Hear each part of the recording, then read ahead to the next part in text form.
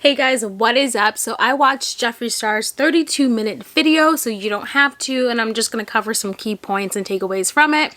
But before I get into that, I just really want to state real quickly that I would never wish this injury upon anyone, even my worst enemies. I even went back and forth at it with Perez Hilton about his comments about the Jeffree Star accident. So just to let you know, I don't like Jeffree Star, but would also never wish this injury upon anyone. Now let's get into the video.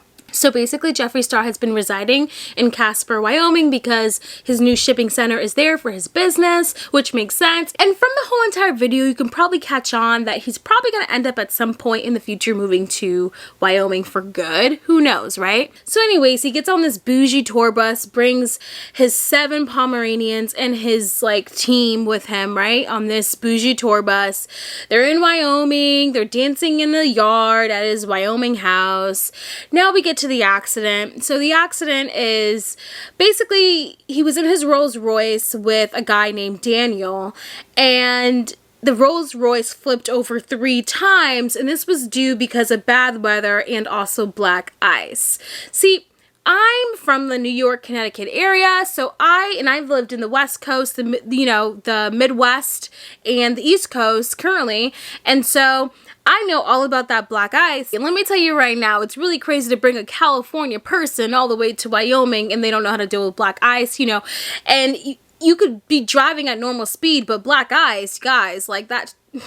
If you don't see the black ice, you're screwed. So basically that's what happened. So the car flipped over 3 times. Jeffree gives credit to the Rolls Royce for having amazing protection. Jeffree said if he was in his other bougie cars, he probably would have died, basically, right? So they're in a hospital. Jeffree says that his bottom vertebrae was partially crushed, so he had to wear a back brace for 5 weeks. His friend Daniel has dealt with cancer in the past 3 times, has survived cancer 3 times, and now the doctors, during his stay at the hospital, they also discovered a mass. So Daniel gets to stay in the hospital longer while Jeffree is able to leave. Now it's weeks after his accident, and Jeffree brings us to the doctor office, and the doctor office, lets us know that Jeffree also had scoliosis, and that actually the accident actually straightened up his back a little bit more in a way, and the doctor tells Jeffree he's going to be just fine, basically. And it's so funny because even though Jeffree is in touch and he realizes he could have lost his life, because he's like, oh my goodness, I could have lost my life. I just bending down and putting on our shoes, we take that for granted. In the same, just as you hear him say that, then a scene later, you hear him saying, oh my gosh, doctor, my assistant she had to pull me with my arms like this. It was just so hard to get out of bed, and I'm just okay, out of touch again. But you know what I mean?